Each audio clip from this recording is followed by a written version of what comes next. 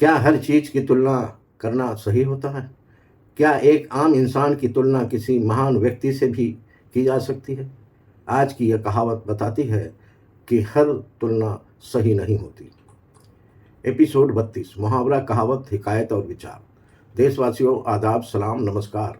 मैं इस्माइल बाटलीवाला आपका स्वागत करता हूँ 32वें एपिसोड में। आज की कहावत है, कहाँ राजा भोज और कहाँ गंगू तेरी। क्या आपने ये कहावत सुनी है? सोचिए, क्या हर व्यक्ति की तुलना करना सही है? क्या अलग अलग स्तर के लोग को एक जैसा मान सकते हैं? क्या आपने कभी गलत तुलना होते देखी है? इस कहावत का आसान मतलब है, जब दो लोगों, दो चीज़ों या दो स्थितियों के बीच बहुत बड़ा अंतर हो, तो इस कहावत का इस्तेमाल किया जाता है।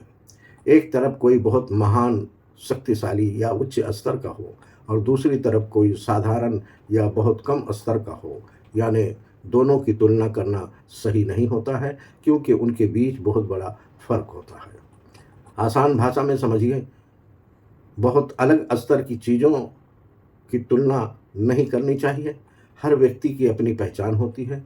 ये कहावत कब बोली जाती है? जब दो चीज़ों में बहुत बड़ा अंतर हो, जब गलत तुलना की जा रही हो, जब किसी को उसकी औकात से ज़्यादा या कम आंका जाता हो। रोज़मर्रा की ज़िंदगी में ये उदाहरण नंबर 1, एक नए खिलाड़ी की तुलना सीधे बड़े खिलाड़ी से करना। उदाहरण नंबर 2, छोटे बिजनेसमैन की तुलना बड़ी कंपनी से करना। उदाहरण नंबर 3, कम अनुभव वाले व्यक्ति को अनुभवी से तुलना करना। छोटी सी हिकायत। एक व्यक्ति ने अपने छोटे काम की तुलना बड़े बिजनेसमैन से की। लोग मुस्कुराकर बोले, कहाँ राजा भोज और कहाँ गंगू तेली। हर चीज़ की तुलना सोच समझ कर करनी चाहिए। हर व्यक्ति की अपनी पहचान और महत्व होता है। गलत तुलना से बचना चाहिए, क्योंकि सही समझ वही है जो फ़र्क को पहचानती है। देशवासियों, इस कहावत से तो हमने यही समझा है। आप क्या समझते हैं? आपके राय कमेंट में देने की कोशिश करें। ये सिर्फ वीडियो नहीं है, बल्कि ये जागरूकता मिशन है।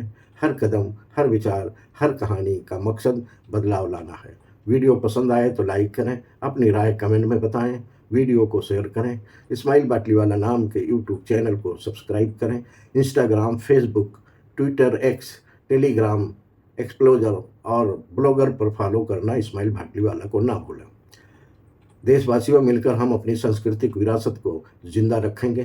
कल शाम 7 बजे हम फिर मिलेंगे, एक नई कहावत, नई हिकायत और नई सीख के साथ। बहुत बहुत शुक्रिया। जय हिंद।